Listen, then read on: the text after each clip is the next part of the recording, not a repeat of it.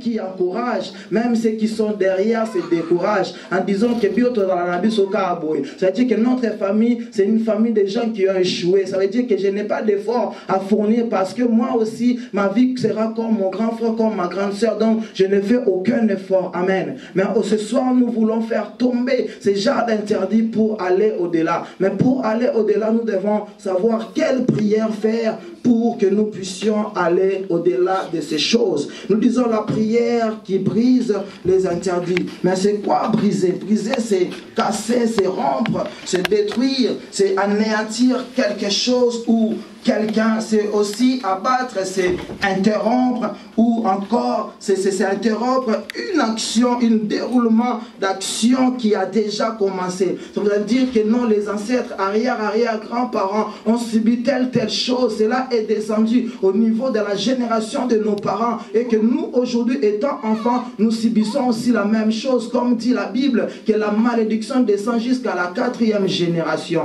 Et c'est des choses que nous expérimentons, mais par la grâce de Dieu, lorsque nous acceptons la personne de Jésus-Christ, Paul était capable de dire que ce n'est plus moi qui vis, mais c'est Jésus-Christ qui vit en moi. J'ai compris que lorsqu'on a la personne de Jésus, oui, physiquement, on fait toujours partie de notre famille, mais spirituellement, nous ne faisons plus partie de la famille parce que nous faisons partie de la famille de Jésus-Christ.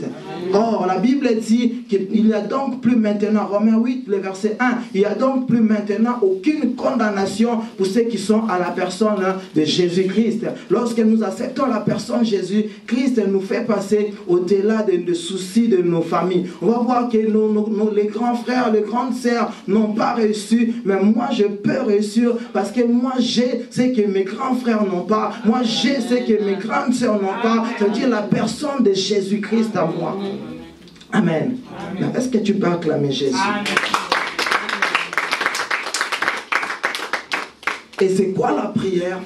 La prière, comme définition, c'est une relation entre l'homme et Dieu. La prière est un dialogue, ça veut dire nous parlons à Dieu, nous discutons avec Dieu. La prière, c'est parler avec Dieu. Moi, j'ai défini la prière, ce n'est pas parler à Dieu. Ça veut dire parler à Dieu, c'est quoi? Ça veut dire je viens dans la présence de Dieu, je parle et je pars. Ça veut dire je n'écoute pas Dieu. Mais la prière, c'est une conversation. Ça veut dire je parle, l'Éternel m'écoute et Dieu aussi parle, moi aussi j'écoute. Et lorsque je sors de la présence de Dieu, je dirais que Dieu m'a dit parce que j'ai parlé avec Dieu. C'est ça la prière. Mais la prière qui brise les interdits, c'est une autre forme de la prière. J'ai dit aujourd'hui, la prière qui brise les interdits, ça peut être qu'une prière qui est inspirée. Si une prière est inspirée, c'est cette prière-là qui peut briser les interdits. Mais si la prière n'est pas inspirée, quand je dis une prière qui n'est pas inspirée, c'est-à-dire prier comme tous les jours, agir comme tous les jours, faire comme tous les jours. Ça veut dire quand tu agis comme ça, quand tu es dans les habitudes, tu ne pourras jamais expérimenter des choses extraordinaires. Pour voir l'extraordinaire, il faut aussi changer ta manière de voir, ta manière de faire, ta manière de parler, ta manière aussi de prier doit changer pour voir aussi autre chose dans ta vie.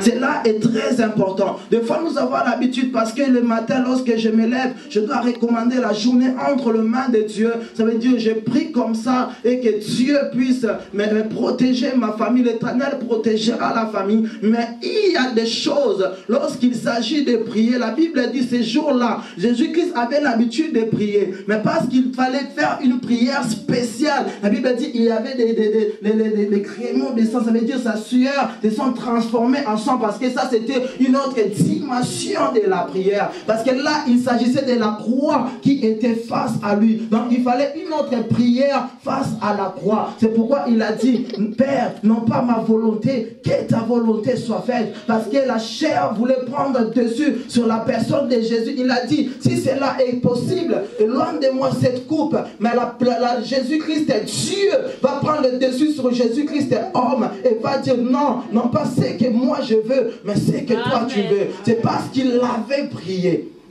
Amen.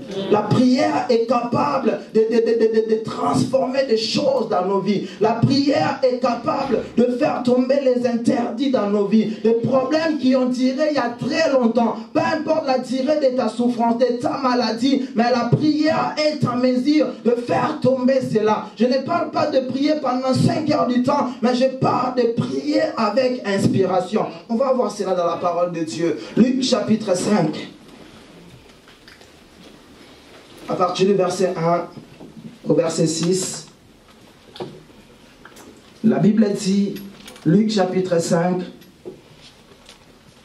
après cette prédication, nous allons prendre le temps de la prière. Luc chapitre 5, à partir du verset 1 au verset 6, la Bible dit, comme Jésus se trouvait auprès du lac de Génézareth et que la foule se pressait autour de lui pour entendre la parole de Dieu. Il vint au bord du lac des barques d'où les pêcheurs étaient descendus pour laver leurs filets. Il monta dans l'une de ces barques qui était à Simon et il les pria de s'éloigner un peu de la terre. Si tu peux souligner, s'éloigner un peu de la terre. Puis il s'assit de la barque, il enseignait la foule. Verset 4. Lorsqu'il eut cessé de parler, il dit à Simon, avance en pleine eau. Tu peux souligner, avance en pleine eau. Et jette ton filet pour pêcher. Verset 5. Simon lui répondit, Maître, nous avons travaillé toute la nuit sans rien prendre, mais sur ta parole, je jetterai le filet. L'ayant jeté, ils prirent une grande quantité de poissons et leur filet se rompait. Est-ce qu'on peut acclamer la parole de Dieu? Amen, amen, amen. Amen. Essayez d'être à l'aise. Amen. Ces micros-là ne permettent pas de bouger. Amen.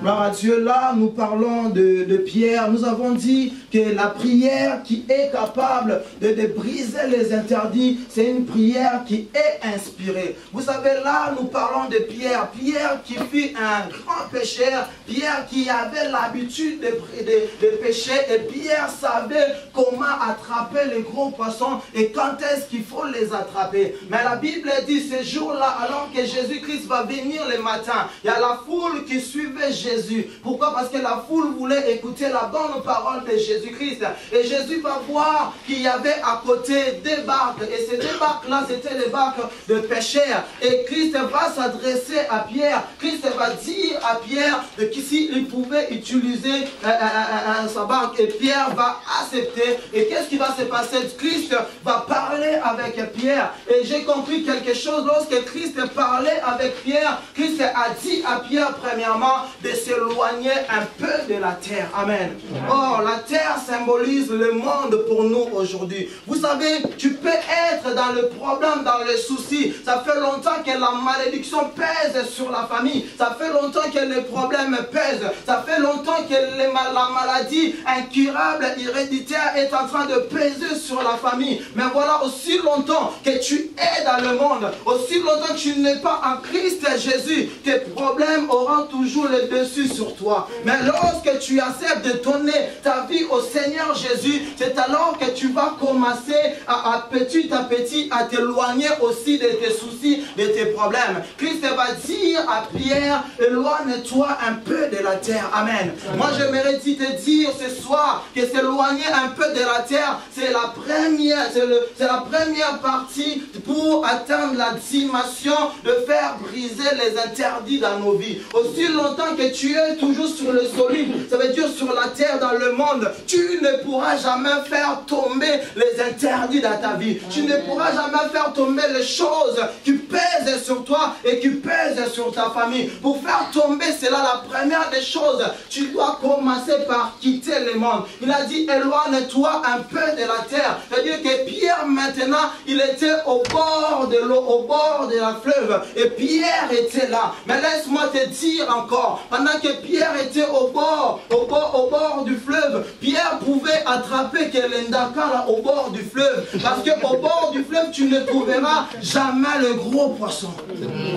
Si tu veux attraper le gros poisson, ce n'est pas au bord du fleuve. Il y a beaucoup de gens qui sont venus en Christ Jésus, mais qui sont restés qu'au bord du fleuve, qui n'ont peur d'avancer, d'aller plus loin avec Jésus. Mais tu as accepté la personne de Jésus-Christ, mais voilà que depuis tu es là, les problèmes persistent. Pourquoi? Parce que tu as peur d'avancer avec lui. Pour toi, tu te dis que j'ai accepté le Seigneur Jésus, ça s'arrête là. Non, laisse-moi te dire, la vie chrétienne, c'est une vie de progression. Nous devons progresser avec un Christ. Avec un Christ, tu commences au premier niveau, mais tu dois avancer, aller plus loin pour voir aussi les grandes choses dans ta vie. Vous savez, Pierre avait l'habitude d'aller pêcher. Pierre connaissait la pêche plus que même Jésus, parce que Jésus-Christ n'était pas un pêcheur, mais Pierre avait l'expérience de son métier. Mais Christ va dire à Pierre d'avancer encore, d'avancer en plein, ça veut dire d'aller dans le profondeur. Je suis venu te dire ce soir, pour que les interdits qui pèsent sur toi puissent tomber, tu dois aller dans le profondeur. Bien-aimé, c'est dans les profondeurs qu'on trouve le gros poisson. Bien-aimé, c'est en creusant que tu peux trouver le diamant. Tu ne trouveras jamais le diamant à la surface en creusant 1 mètre du sol. Non, pour trouver le diamant, pour trouver les trésors, tu dois creuser. Mais aussi longtemps tu ne creuses pas, tu ne trouveras rien. Tu vas pas commencer tu vas pleurer et tu pleureras toute ta vie. On te dira, mais tu as le Seigneur. Oui, j'ai accepté le Seigneur Jésus. Oui, tu as accepté Christ, mais tu as peur de creuser. Beaucoup de gens en Christ, mais ont peur d'aller plus loin avec Jésus. Tu crois que lorsque tu vas plus loin avec Christ, tu deviendras esclave. Oui, vaut mieux être esclave de Jésus que être esclave de la maladie. Vaut mieux être esclave de Jésus que être esclave de tes ennemis. Alléluia. Amen. Et lorsque Pierre va avancer en plein eau, laisse-moi te dire aujourd'hui, lorsque tu t'attaches à la personne de Jésus, Jésus-Christ connaît le point de ton miracle. Et lorsque tu veux marcher avec lui, il t'indiquera exactement là où tu peux attraper le gros poisson. Pierre pouvait aller, Pierre connaissait la mer, mais Pierre ne connaissait pas le lieu de son miracle. Laisse-moi te dire, la personne qui connaît le lieu de ton miracle, c'est la personne de Jésus-Christ. Lui seul, il peut te conduire. Il te dit maintenant, arrête-toi là. Parce que tu t'es arrêté, commence à creuser. Lorsque tu creuseras, tu verras le diamant et tu verras. Alléluia. Oh, c'est pourquoi j'aime dire, Seigneur, mes mangailles. Lorsque tu te laisses conduire par Dieu, bien-aimé, tu vivras dans la gloire, tu vivras dans le succès, parce que c'est Jésus-Christ qui va commencer à diriger ta vie. Il y a beaucoup de gens aujourd'hui, oui, tu as accepté la personne de Jésus, mais c'est toi-même qui conduis ta vie jusqu'à aujourd'hui. Ce n'est pas la personne de Jésus, Christ est là, mais il est comme un spectateur, mais c'est toi qui diriges ta vie. Laisse-moi te dire, ton corps est comme une voiture, il y a un volant dans la voiture, mais laisse-moi te dire, mets-toi à la place du passager, mais laisse Jésus-Christ te conduire. Amen. Alléluia. Amen. Parce que c'est lui qui connaît le chemin. Il connaît la direction divine qui amène à ta destinée. C'est la personne de Jésus-Christ. Christ doit te conduire. Christ doit t'amener. Lorsque Christ va amener Pierre dans le lieu où Pierre pouvait attraper le poisson, Pierre va dire ceci: Seigneur, j'ai péché toute la nuit. Pourquoi Pierre n'a pas à pécher toute la nuit? Parce que Pierre était sorti cette nuit-là par habitude. Vous savez, des fois nous prions par habitude. Des fois nous faisons les choses par habitude. Nous venons seulement des fois à l'église par habitude. Et lorsque tu fais les choses par habitude, bien aimé, tu auras toujours les résultats que tu as dit toujours par habitude. Alléluia. Mais lorsque tu veux changer les choses, c'est alors que Dieu aussi changera ta situation. Si tu changes ta position, c'est alors que Christ changera ta situation. Mais nous ne voulons pas changer notre position. Pierre a dit, j'ai péché toute la nuit. Laisse-moi te dire, lorsque tu as la révélation de la parole de Dieu, la révélation te fera gagner du temps. Amen. Si Pierre était révélé ces jours-là, que tu ne peux pas sortir la nuit, Pierre allait dormir avec sa femme et les enfants. Mais parce qu'il n'était pas révélé, Pierre était sorti et il n'avait rien attrapé. Et le matin, il va dire, j'ai péché toute la nuit sans rien prendre. Oui, parce que cette nuit-là, tu es sorti comme toutes les nuits et tu n'as rien pris. Bien aimé, ne sors pas comme tous les jours. Ne fais pas les choses comme tous les jours. Et ne fais pas les choses comme tout le monde. Non, la Bible dit que la foule suivait Jésus ces jours-là. Et il y avait une femme aussi qui était sous les interdictions. Ça veut dire qu'il y avait le sang qui coulait en elle pendant 12 ans. Mais il y avait la foule qui suivait. Et elle aussi, elle suivait Jésus. Mais il y a un moment, elle s'est arrêtée. Elle dit non, pourquoi on continuera à Kolanda le quoi? Amen. Moi, je dois faire les choses autrement. Elle dit si je puis seulement toucher le pan de son vêtement, je serai guéri. Elle dit qu'elle n'a pas fait les choses comme tout le monde. Et parce qu'elle n'avait pas fait les choses comme tout le monde, elle n'avait pas aussi les résultats comme tout le monde. Alléluia. Parce qu'elle n'avait pas fait comme tout le monde. Des fois nous faisons les choses comme tout le monde. C'est pourquoi nous plairons. Mais des fois il faut sortir du lot. Des fois il faut sortir des habitudes. Des fois il faut sortir des groupes et faire les choses. Des fois on est là à 5, nous marchons, on dit ah, au moins l'église n'est qu'un ami. Ah, bazui. Non, lorsqu'on est à 5, au moins l'église n'est qu'un ami. Ok, gloire à Dieu. Mais moi je me retire. Seigneur, toi tu es le Dieu de l'auberge. Je donne. Non seulement Dieu donnera à l'auberge une salle, mais l'Éternel te bénira aussi. Amen. Alléluia. Or, c'est des choses que nous ne connaissons pas. La Bible dit qu'un jour, il n'y a pas encore la foule qui suivait la personne de Jésus. Zachée était là. Zachée était petit de taille. Zachée ne pouvait pas voir Jésus. Mais Zachée a dit non, je ne vais pas faire comme tout le monde. Moi, j'ai vu l'arbre. J'ai vu sur comment je vais monter sur l'arbre. Laisse-moi te dire ce soir, sur comment te permet à voir Jésus. Et ça permet aussi à Jésus de te voir. Lorsque tu montes sur comment, mais tu verras les choses autrement. Et on te verra aussi. Amen. Amen. Alléluia.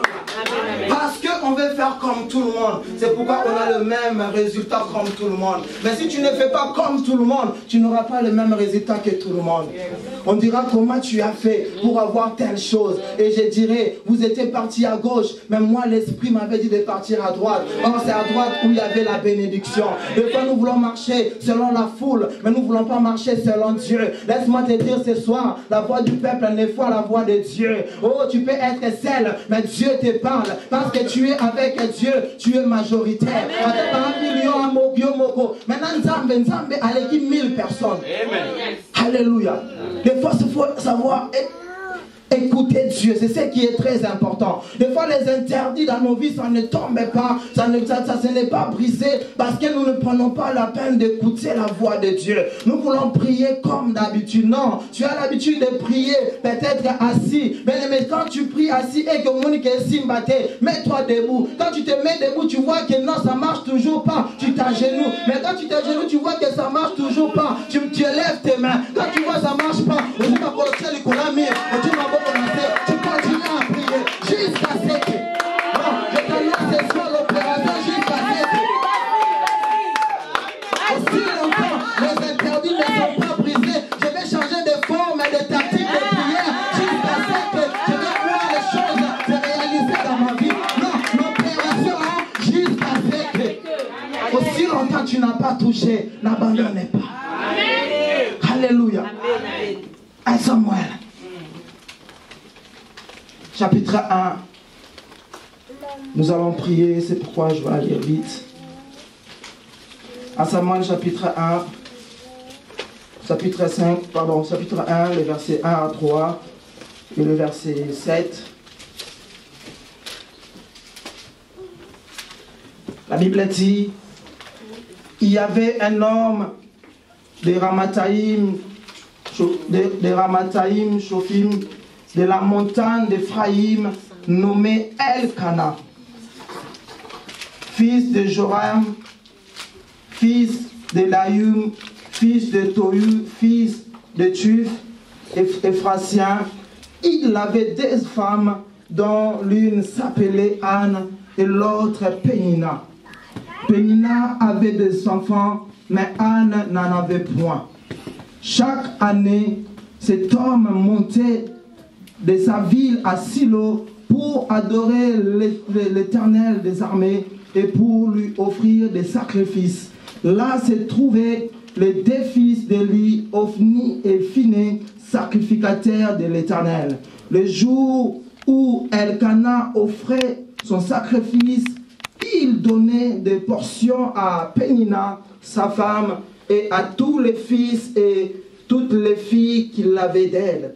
Mais il donnait à Anne une portion double, car il aimait Anne que l'Éternel avait rendue stérile. Amen. Que l'Éternel avait rendue stérile. Le verset 7. Et toutes les années, il en était ainsi.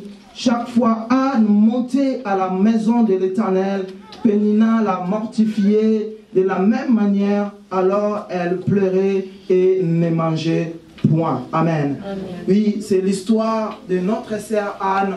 Nous connaissons tous cette histoire. Vous savez, Anne était stérile aux yeux des hommes parce que Anne n'avait pas d'enfant. C'est-à-dire son mari avait pris une autre femme parce que Anne n'était pas en mesure de lui donner des enfants. Et la Bible dit chaque année, Anne montait à Silo pour prier Dieu, pour invoquer Dieu. Cela veut dire, lorsqu'on nous dit déjà chaque année, ça veut dire que sa maladie avait longtemps duré. Et peut-être que tes interdits, les interdits qui pèsent sur toi, les lois établies par l'ennemi qui pèsent sur ta famille, peut-être cela aussi a longtemps duré. Et j'ai compris quelque chose, que lorsque Anne montait pour prier, peut-être que lorsque Anne priait, Anne disait à Dieu, Seigneur, donne-moi un fils pour que Pénina puisse sentir que Seigneur, donne-moi un enfant pour que dans mon quartier, on puisse voir aussi que je ne suis pas une femme stérile. Vous savez, dans la prière, la motivation aussi de la prière compte.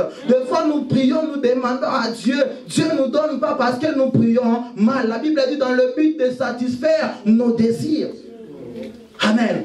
Et lorsque tu pries comme ça, ce genre de prière ne fera jamais faire tomber les interdits dans ta vie. Les lois établies par les ennemis ne pourront jamais être tombées par les motivations de la chair. Non, Anne priait toutes les années, Anne montait et Anne priait. Lorsque ça s'arriva à la mortifier, cela touchait son cœur et elle priait Dieu. Seigneur, Pénina m'a mortifié. Fais voir à Pénina qu'elle n'a pas botaka. Non, mais à chaque fois, lorsqu'elle retournait, Anne n'avait rien. Mais ces jours-là, pendant que Anne était en train de prier, Anne avait changé sa manière de prier. C'est-à-dire qu'Anne était inspirée dans la prière. C'est pourquoi je dis ce soir, c'est la prière inspirée qui est capable de briser les interdits dans la vie. La prière inspirée, c'est aussi une prière qui est tournée premièrement vers Dieu. C'est pourquoi Genèse chapitre 1, le verset 1 dit, au commencement, Dieu.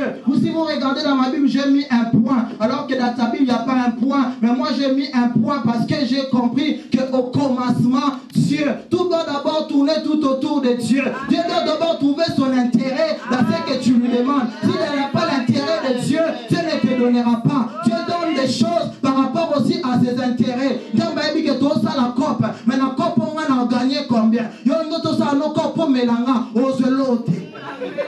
Amen. Amen. Donc c'est comme ça que Dieu fait les choses. Anne priait pour que Pénina puisse voir. Mais Anne ne priait pas pour que la gloire puisse revenir à Dieu. Même Jésus-Christ qui était 100% Dieu, devant la tombe de Lazare, il a dit, Seigneur, non pas à moi, mais à ton nom, donne gloire. Si Lazare était ressuscité, parce que premièrement, l'intention de Jésus était pour que la gloire puisse revenir à Dieu. Le parler devant les paralytiques, mais nous prions, on voit déjà comment on sera élevé dans la ville. Parce que mon caca de noix téléming, non, Dieu ne fera pas cela parce que l'intention est que le monde puisse t'acclamer. Mais si tu dis, Seigneur, en ton nom donne gloire, que ces paralytiques soient guéris, soit au nom de Jésus, je te dit lève-toi et marche, la personne marchera et tu ne regarderas pas derrière ce bateau pour acclamer, parce que tu vas te dire c'était pour la gloire de Dieu. Anne montait tout le temps, Anne priait, mais Anne n'avait rien, parce que l'intention de Anne, c'était pour que le monde puisse voir. Mais ces jours-là, pendant que Anne était inspirée, Anne était dans la prière, elle avait longtemps prié, et dans la prière, Anne a changé sa manière de prier. Anne a dit, Seigneur, si tu me donnes un fils, ce fils-là te servira. Oh, automatiquement, il y a quelque chose qui s'est déclenché au ciel.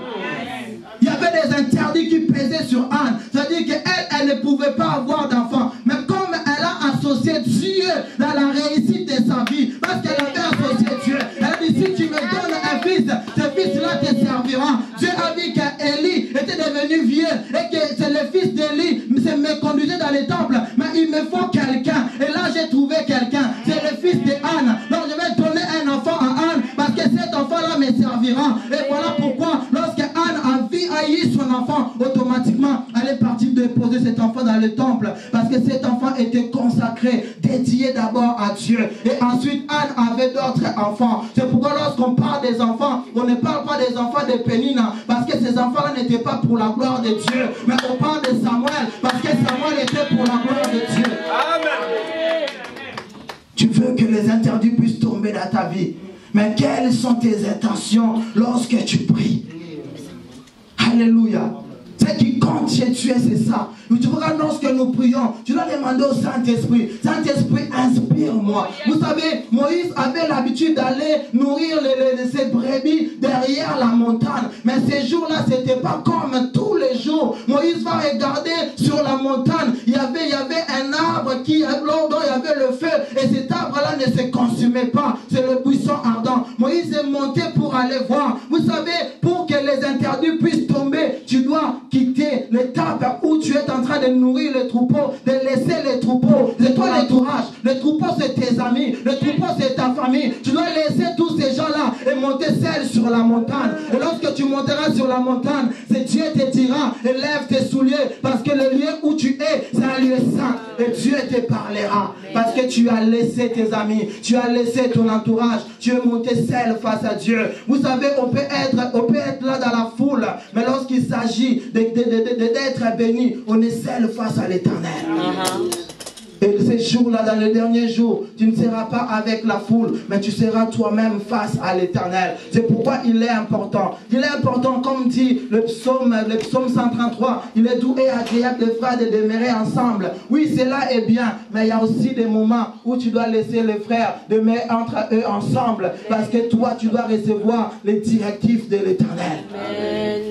C'est des choses qui sont très importantes. Il est important aujourd'hui que nous soyons inspirés dans nos prières. Nous devons changer notre façon de voir les choses. Nous devons changer nos habitudes. Bien-aimé, laisse-moi te dire, si tu pries toujours comme tu as l'habitude de prier, il te sera impossible de briser les interdits dans ta vie. Oh, ce soir, si je suis là, c'est pour te dire que nous devons prier autrement. Nous devons demander au Saint-Esprit de nous montrer comment prier. Saint-Esprit, par rapport à cette situation, par rapport à ces problèmes, on nous a dit la prière qui brise les interdits. Quelle est cette prière-là qui peut briser les interdits dans ma vie? L'Esprit de Dieu te conduira. L'Esprit te montrera comment tu dois prier. Et lorsque tu prieras, c'est alors que tu auras des résultats. Amen. Nous devons quitter les habitudes et nous devons entrer dans une autre dimension. Mais pour vivre à l'extraordinaire, tu dois aussi quitter le normal. Tu dois aussi vivre aussi dans la dimension de l'extraordinaire. Si tu vis dans le normal, tout sera normal pour toi. Aux anneaux qu'à 1000 €, c'est normal. Non, tu dois quitter cette étape-là, aller dans une autre dimension, alors que tu verras la gloire de Dieu.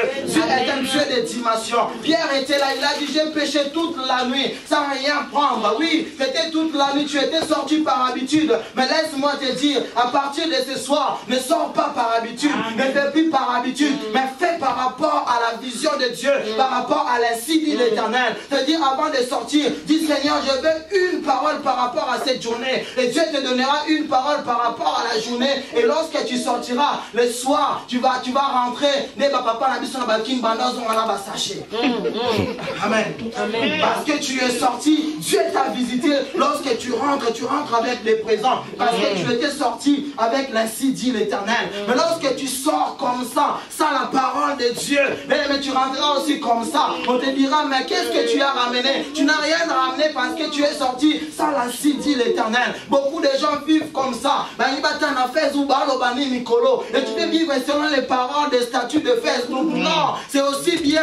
Mais toi aussi, tu dois te consacrer, marcher avec Dieu, faire les choses comme Dieu. Laisse-moi te dire, comme un Pierre, c'est Dieu qui connaissait l'endroit où se trouvait le gros poisson. C'était pas la nuit par habitude, mais c'était la journée. Vous savez, l'inspiration de Dieu brise même les habitudes. On te dit que pour avoir telle chose, il faut faire ceci, il faut faire cela. Mais Dieu te dira, pour avoir telle chose, ne fais pas comme on t'a dit, mais fais comme ça. Prends simplement l'huile, mets l'huile entre tes mains. Tu peux faire tomber cela. C'est pourquoi en priant, tu dois dire, Seigneur, montre-moi comment je dois prier. Et lorsque tu prieras selon l'esprit, c'est alors que tu verras que les choses vont commencer par tomber une par une dans ta vie. Parce que tu as prié selon que Dieu t'a demandé de faire. Est-ce qu'on peut acclamer la parole de Dieu?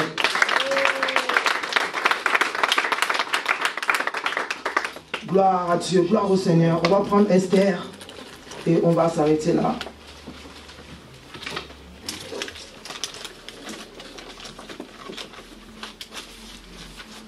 Esther.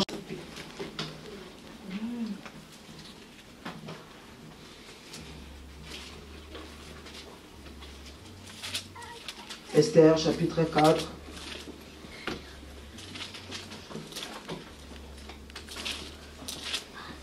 La Bible dit, tous les serviteurs du roi et le peuple de province du roi, quiconque, homme ou femme, entre chez le roi dans la cour intérieure sans avoir été appelé.